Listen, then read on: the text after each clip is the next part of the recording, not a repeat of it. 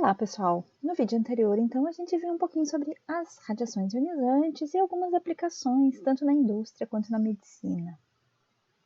E a gente também viu que elas nem sempre são aplicáveis como benefício humano. Elas podem acontecer em questões de detrimento. Na verdade, o que acontece? Toda a detecção da radiação está baseada nos fenômenos da interação da radiação com a matéria e nos efeitos das radiações sobre o meio inerte ou meio biológico. Por isso que a gente consegue imagens radiográficas, por isso que a gente consegue o dano biológico, no caso da radioterapia. Só lembrando que a gente sempre que falar radiações nessa apresentação, a gente vai estar falando de radiações ionizantes. Então existe uma diferença muito importante da gente frisar, repetir, salientar, que é a excitação, ela ocorre apenas quando a radiação ocasiona um aumento de energia no elétron ligado a um átomo e não rompe a ligação desse elétron. Já na ionização, a gente vai ter quando ocorre que essa energia ela é maior que a energia de ligação do elétron no átomo, e com isso a gente vai conseguir arrancar o elétron do átomo. Como a gente tinha visto numa imagem muito semelhante a essa, onde aqui a gente tem um exemplo de um átomo qualquer, onde a gente tem aqui um orbital da camada K. Na verdade, esse orbital está desenhado tridimensionalmente, então existe uma probabilidade de eu encontrar o elétron nesta região, ou nesta região, ou nesta região, dependendo da órbita que ele estiver fazendo. E aqui tem um fóton chegando próximo a esse elétron, interagindo com o elétron e arrancando o elétron, então, do átomo. Vimos alguma coisa também sobre a diferença entre raio-x e radioisótopos. Então, o meu raio-x é apenas quando eu aciono o equipamento, porque eu preciso ter uma diferença de potencial aplicada entre o meu catodo e o meu anodo. E, além dessa diferença de potencial, eu preciso ter uma corrente que circule aqui num filamento que está dentro dessa capa focalizadora. E esse filamento vai aquecer, vai ser aquecido e vai liberar termoionicamente elétrons. Então, vai formar como se fosse uma nuvem de elétrons. E aí, essa diferença de potencial aplicada no tubo vai acelerar os elétrons para os elétrons colidirem com o anodo. E aí, então, que vai haver a produção de raio-x.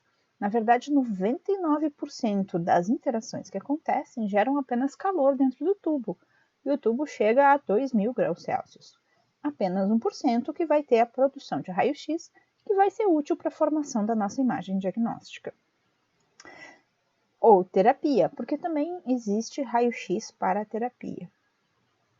Na terapia, o raio-x não está sendo muito utilizado, a gente trabalha com radioisótopos. Na verdade, a gente trabalhava muito com radioisótopos, hoje a gente está trabalhando muito com aceleradores lineares. Já os meus radioisótopos, diferente do raio-x, eles emitem radiação continuadamente. Eu não consigo impedir que ele emita essa radiação. Eu consigo blindar esta radiação, mas eu não consigo evitar a emissão dela.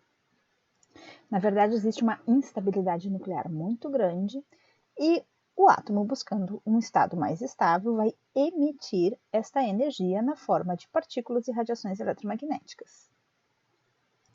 Falamos um pouquinho também da diferença de irradiação e contaminação. Contaminação é quando a gente entra em contato direto com esse material radioativo. E aí a gente fica contaminado. A gente já conhece esse termo de contaminação para outros agentes, como contaminação bacteriológica, contaminação viral, que é a presença indesejável de bactérias ou de vírus. E aqui, então, a gente vai ter a contaminação radioativa, que é a presença indesejável de material radioativo. Já na irradiação, é como na luz. A gente não fica contaminado com essa radiação eletromagnética que chega na gente, que reflete da gente.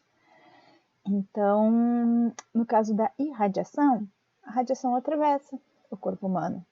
Mas, assim como a gente desliga uma lâmpada, quando a gente se afasta dessa radiação, essa radiação deixa de interagir com a gente. Na contaminação, não, porque a gente carrega essa radiação junto.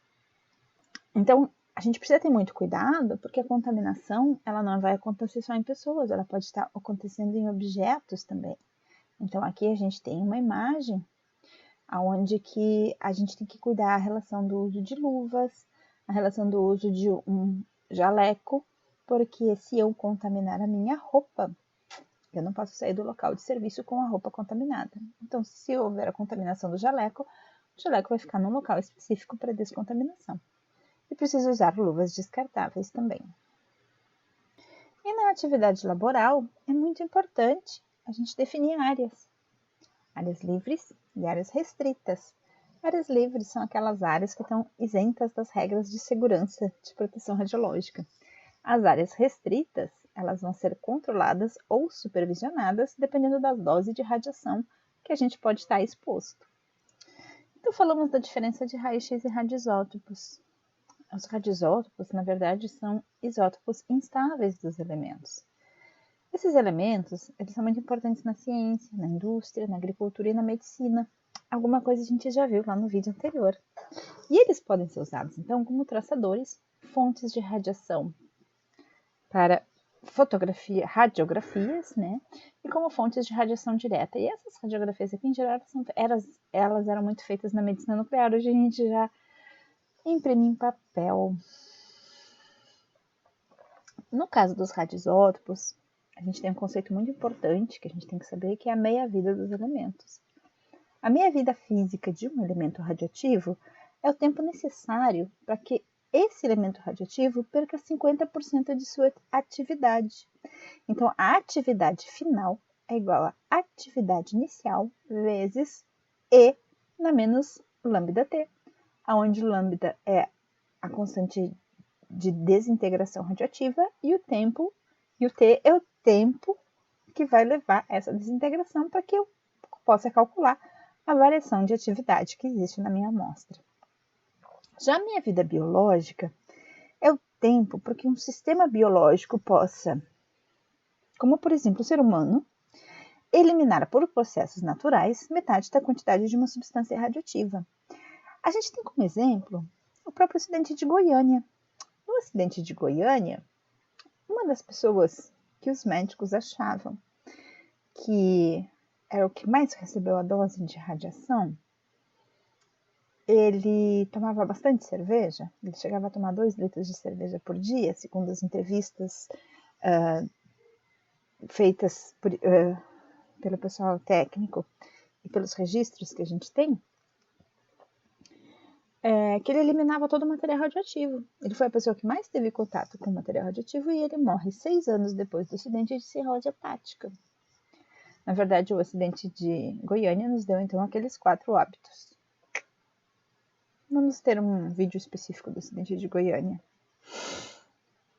Bom, então a minha vida biológica, ela está muito relacionada ao metabolismo da pessoa, ou o metabolismo do ser vivo, que a gente está avaliando essa eliminação. Então, aqui a gente não vai ter uma equação para trabalhar a minha vida biológica, mas a gente vai poder ter dados estimados relacionando com médias, com valores já estudados, como o caso de Hiroshima e Nagasaki, Chernobyl, né, que daí já nos dá uma estimativa dessas meias vidas biológicas para os seres humanos. Mas mesmo assim, varia de pessoa para pessoa. Então, se eu pegar uma relação entre a minha vida biológica e a minha vida física, eu tenho o que a gente chama de meia-vida efetiva, que vai ser o tempo requerido para um radionuclídeo contido em um sistema biológico reduzir a sua atividade pela metade, um resultado combinado entre o decaimento radioativo e a eliminação biológica. Então, a gente consegue calcular uma meia-vida efetiva com base na estimativa da meia-vida biológica e da meia-vida física que a gente consegue calcular. Obviamente que aqui a gente tem um processo estatístico, mas a gente tem uma média bem boa aí para poder trabalhar com esta equação que a gente faz, equação de decaimento radioativo. Então, essa aqui seria a equação para a meia-vida efetiva, onde a minha meia-vida efetiva, ela é a metade ela é a meia-vida física multiplicada pela meia-vida biológica, dividido pela soma da meia-vida física com a biológica. Então, esses radioisótopos, a gente pode estar utilizando eles como traçadores. Então, os radioisótopos eles vão ser utilizados para marcar pequenas partículas que vão ter os movimentos seguidos por um detetor. E por onde elas se deslocarem, ou seja, se a gente colocar isso em seres vivos, a gente pode fazer análise de tecidos ou de fluidos no corpo humano ou qualquer outro material. E aí, por onde elas se deslocarem, a gente consegue fazer uma detecção, a gente consegue identificar. E aí, algumas patologias, a gente vai ter uma concentração de material radioativo. E isso é o que vai nos permitir trabalhar a medicina nuclear, por exemplo. Então, falando um pouquinho da medicina nuclear, a medicina nuclear caracteriza-se por aplicar materiais radioativos e técnicas da física nuclear na diagnose, no tratamento e estudo de doenças. Existe uma parte da medicina nuclear, que é a iodoterapia, que a gente vai fazer uma terapia com iodo radioativo, e ela não está incluída lá na radioterapia por causa da questão da energia da radiação, do tempo de meia-vida e do modo que a gente vai estar trabalhando esses materiais. Na medicina nuclear, a gente trabalha com fontes não seladas. E na radioterapia, de um modo geral, a gente trabalha com fontes seladas. Então, vai existir essa diferenciação e a iodoterapia ela vai fazer parte da medicina nuclear. Então, a medicina nuclear compreende uma parte clínica diretamente relacionada ao paciente, mas ela também pode ter uma parte biomédica, onde pesquisas básicas sobre doenças e ações de drogas vão ser desenvolvidas e a gente pode fazer análises in vitro. Por exemplo, é retirada uma amostra do sangue do paciente e aí é feita uma avaliação com um material radioativo que não é conveniente de ser utilizado no corpo humano. E essa análise vai ser feita, então, nessa amostra de sangue retirada de um paciente. Então, eu acho importante destacar aqui que a principal diferença entre o uso dos raios-x e dos raios-isótopos no diagnóstico vai estar no tipo de informação que a gente vai estar obtendo. No caso do raio-x, a informação fornecida pela radiação ela vai estar muito mais relacionada com a anatomia dos nossos pacientes, quer dizer, com a nossa anatomia. E no segundo caso da medicina nuclear, os radioisótopos estão muito relacionados com o metabolismo e a fisiologia dos órgãos de estudo. Então, a principal diferença entre a radioterapia e a terapia em medicina nuclear é o tipo de fonte radioativa usada, as energias envolvidas e as técnicas de utilização dessa fonte, como eu acho que eu já comentei antes. Dei um spoiler. Na radioterapia, a gente vai utilizar preferencialmente fontes seladas, nas quais o material radioativo não entra em contato direto com o paciente, nem com as pessoas que vão trabalhar com este material radioativo, mas eles são materiais que têm uma dose de radiação mais elevada. Então, aqui vão existir alguns equipamentos, alguns maquinários específicos, diferentes dos que a gente utiliza na medicina nuclear, para a gente poder, então, proteger sempre o nosso profissional de exposições desnecessárias, porque essas irradiações elas são importantes para o nosso paciente. Então, na medicina nuclear, materiais radioativos não são selados. Eles são ingeridos, eles são inalados ou injetados. Então, eu não posso dizer que o meu paciente foi contaminado, porque a contaminação é a presença indesejável do material radioativo. E na medicina nuclear, não é indesejável aquela presença desse material radioativo, não. Eu coloquei o material radioativo lá para poder fazer um estudo, uma avaliação importante das regiões do corpo que eu vou diagnosticar. Então, a radioterapia, como o próprio nome diz, é terapia com radiação ionizante. E ela é dividida em duas grandes áreas, que é a teleterapia e a braquiterapia. A teleterapia ela acontece à distância, mas não é uma distância muito grande. Tá? Essa distância ela vai ser, acho que no máximo de 60 centímetros. E a braquiterapia ela é de proximidade porque o material radioativo ele vai ser inserido no meio do tumor. Na teleterapia, a gente faz tratamento de pacientes com fontes de radiação externas ao corpo de indivíduo. Temos altas energias de radiação, acima de 1 MeV, 1 megaelectronvolts. São fontes seladas, são fontes tanto naturais quanto artificiais. Na braquiterapia, as fontes vão dentro do meu indivíduo, vão dentro do corpo do meu indivíduo. Então, às vezes a gente pode fazer uma cirurgia. Nessa cirurgia é colocado um catéter, e aí esse catéter é que vai conduzir a fonte até o centro da região de interesse de ser irradiada, e depois essa fonte vai ser retirada, ok? Eu posso trabalhar com fonte não selada na braquiterapia. Existe o tratamento de próstata com sementes de iodo 125. E aí eu vou trabalhar elas de fontes não seladas, e esse material ele vai ser absorvido pelo corpo do paciente, então ele não precisa ser removido depois. Tá? Existe uma terapia também com raio-x, né? Foram os primeiros equipamentos de radioterapia que a gente está utilizando na nossa história, na verdade. A gente vai trabalhar com energias até 400 kV, não mega. Até na época que a gente começa a trabalhar com terapia com raio-x, eu acho que a gente nem consegue chegar a energias maiores do que essa para raio-x. Hoje as energias são maiores, mas aí a gente trabalha com feixes de elétrons, que são os aceleradores lineares. O caso do raio-x, ele tem um baixo poder de penetração comparado às outras fontes, e elas vão dar uma dose elevada no paciente. Então, em geral, eu vou trabalhar com terapia de superfície. Unidades de cobalto 60 e césio 137 já são raramente utilizadas. O césio ele foi substituído pelo cobalto há alguns anos, inclusive aquele nosso acidente de Goiânia, em 1987, ele vai estar ocorrendo por causa de uma troca de uma dessas fontes. O cobalto 60 ele é obtido em reatores nucleares a partir do bombardeamento do cobalto 59 por nêutrons. E ele decai por emissão beta para o níquel 60 radioativo, que por sua vez decai para o níquel 60 estável por emissão gama. Então ele é um elemento metaestável. E aqui a gente tem então, por exemplo, uma fonte de cobalto. Eu preciso, para todos os equipamentos que a gente trabalhar em radioterapia, eu preciso ter todas as coordenadas direitinho calibradas da onde eu vou querer fazer a destruição do tumor.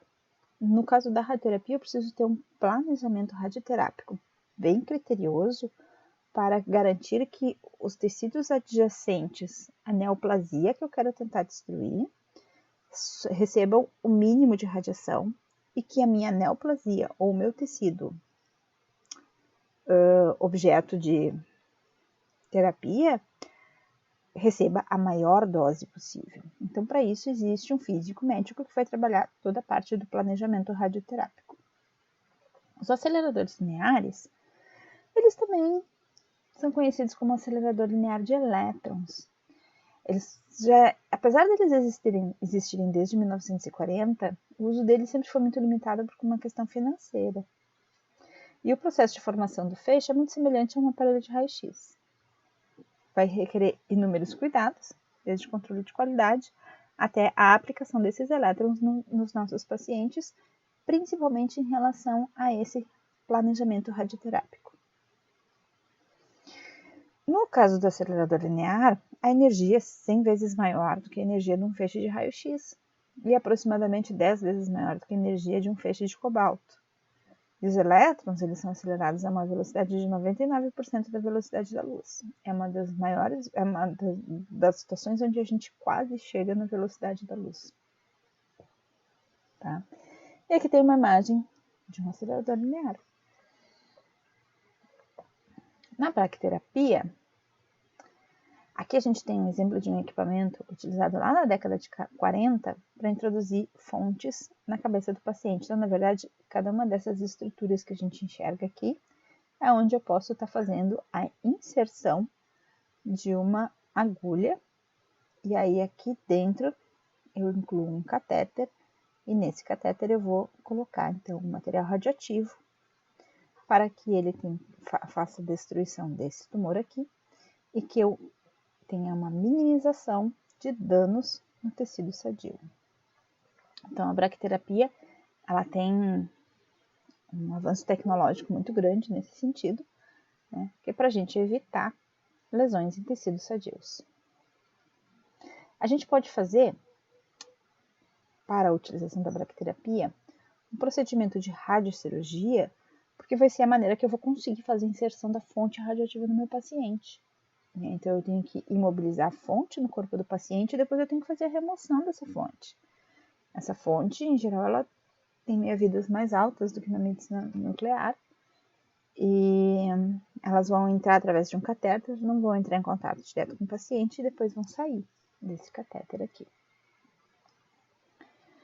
Então, o paciente ele vai acabar sendo submetido a um processo cirúrgico normal.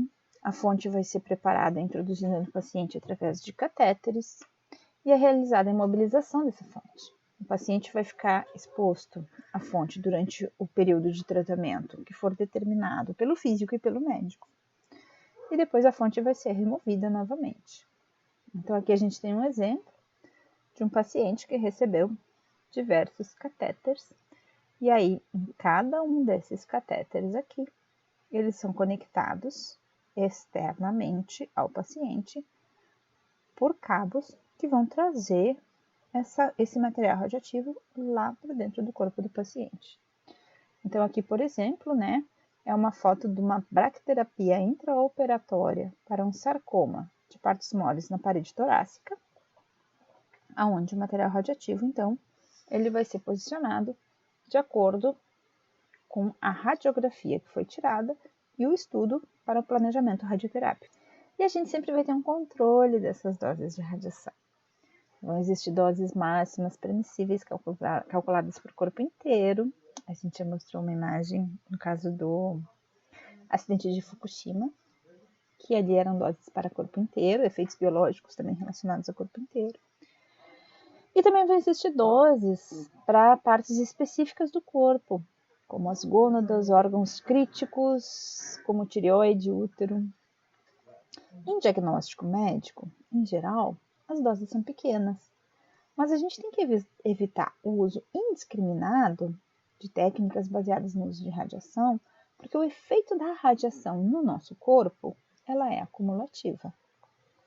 Aí que vem aquela relação dos efeitos estocásticos e efeitos determinísticos.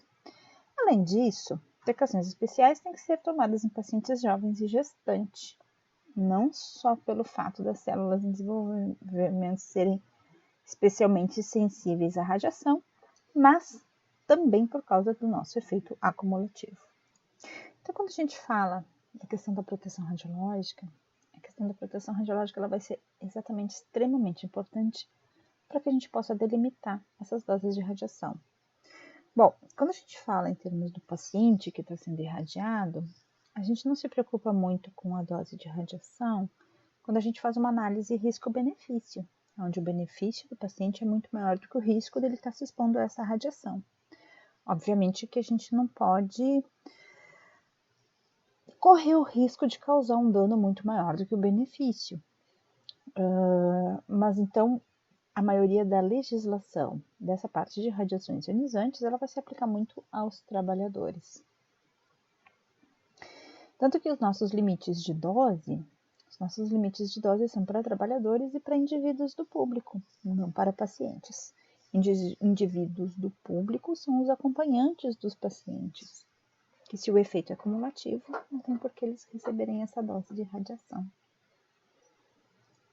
Outro exemplo, que eu acho que ainda não foi citado nos vídeos anteriores, é em relação à tomografia computadorizada.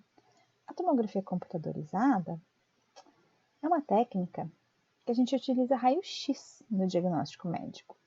Mas a tomografia computadorizada ela vai produzir imagens transversais para o diagnóstico, enquanto que na tomografia linear a gente tem imagens feitas ao longo das nossas estruturas, que é o corte sagital ou coronal, que a gente chama. Então, a radiologia convencional ou tomografia convencional, a gente faz simplesmente angulando o tubo de raio-x. Então, a gente tem uma imagem de um corte do meu paciente e a gente tem o corte desse paciente nesse sentido aqui e a gente vai ter essa imagem nesse sentido aqui. Na tomografia computadorizada, diferente daquele corte da convencional, onde o meu corte era aqui e a minha imagem também é aqui, o meu corte vai ser transversal ao corpo do paciente. É como se eu fizesse fatias do corpo do meu paciente. Na verdade, eu faço essas fatias, mas com uma imagem de raio-x. E aí, então, eu tenho a imagem, não no plano sagital ou coronal, mas no plano axial. Existe também a parte da mamografia. Enquanto que o nosso raio-x começou a existir lá em 1895, com a descoberta dos raios-x, a mamografia ela vai surgir um pouquinho depois. Por quê? Porque na mamografia a gente faz irradiação só de tecido mole.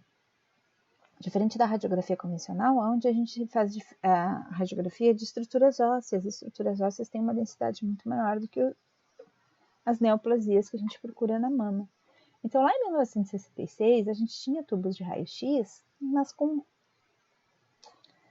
anodo de tungstênio. Lá em 1980, a gente vai começar a evoluir nesses estudos, nos espectros dos feixes de raio-x, e a gente começa a ter anodos de molibdênio. E o molibdênio, ele tem um número atômico menor, ele vai dar preferência para o meu efeito fotoelétrico, enquanto que aqui no meu raio-x eu tenho preferência para a minha radiação espalhada, e essas características entre esses elementos, ou essas características do espectro que eu tenho em relação a esses elementos, vai dar um diferencial, aonde aqui a gente vai começar a ter uma imagem legal de mamografia. Até então a gente tinha uma imagem muito borrada, era muito difícil identificar qualquer patologia da mama com a imagem do tecido fibroglandular. Aqui em 1980, então, começando a utilizar o nosso molibdênio, a gente começa a ter uma diferenciação na imagem, inclusive a questão da compressão da mama, que a compressão da mama ela segue até hoje. É um processo bastante dolorido, mas muito importante para a gente fazer o diagnóstico correto. Então, em 1990, além do molibdênio, a gente passa a ter o ródio. Então, a gente trabalha com alvos de molibdênio e ródio. E em 2000, a partir de 2000, a gente começa a ter a mamografia digital. Então, no meu sistema convencional, eu tinha uma processadora de filmes. Então, eu tinha um cassete onde eu colocava um filme dentro, e aí eu tinha que tirar esse filme e colocar ele dentro dessa processadora. No meu sistema digital, o Full Film, eu tenho a imagem direto num detetor, e aí eu tenho a minha imagem direta no computador. Claro que em 2002 ou 2004, o FDA dos Estados Unidos vai estar autorizando o CR, que é o Sistema de Radiologia Computadorizada, não digital. Qual é a diferença do digital para o computadorizado? Então, o meu CR, que é a radiologia computadorizada, eu tenho um cassete, só que em vez de eu ter um filme, eu tenho um plate. E aí eu passo plate para uma processadora a laser. E no digital eu tenho a imagem direta no digital e você vai me trazer a imagem para o computador. Então existia uma certa limitação, que primeiramente foi aceito o full film, que é esse 100% digital, por causa da questão da análise do tamanho da microcalcificação da mama. Bom, o outro exame que a gente tem é o de densitometria óssea. Densitometria óssea também a gente usa um feixe de raio-x, mas ele é bem colimadinho. A gente faz uma análise da composição corporal e aí a gente faz uma análise do quanto o osso está perdendo de cálcio ou não em relação à idade, para poder fazer as reposições conforme o médico, conforme a instrução médica. Então, a densitometria óssea é uma análise computadorizada da quantidade de cálcio e outros minerais contidos nos ossos, tendo como finalidade principal o diagnóstico da osteoporose. Vai se utilizar uma fonte de raio-x duoenergética para aquisição de imagens de coluna lombar, fêmur proximal ou do corpo inteiro. O procedimento é feito com o paciente deitado, as pernas esticadas ou dobradas, e durante a realização é importante o paciente se permanecer imóvel, e isso não vai ser diferente na tomografia computadorizada, na radioterapia ou na ressonância nuclear magnética. O exame vai durar em torno de 10 a 15 minutos, e a gente vai conseguir ver, então, essa análise óssea dos seres. E outra aplicação que existe